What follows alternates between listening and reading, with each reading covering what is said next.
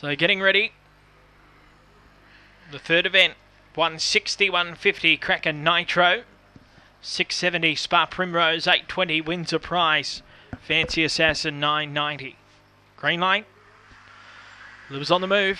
Third event, favourite jumps from box 8. The pink rug, Cracker Nitro. Set, they're off.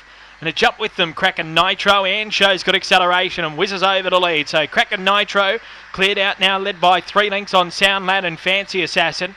A length away off them is Wins a Prize. They're followed by My Name's May, Highfield Zibia, Spa Primrose, Clovelly Angus coming around the turn. Have a look at this. Cracker Nitro straightened up about 12 clear from Sound Lad and then Fancy Assassin, but it's all Cracker Nitro, and it's a dominant winner, 1 by 10. Sound Lad second, third Fancy Assassin, fourth Working Home, Highfield Zibia.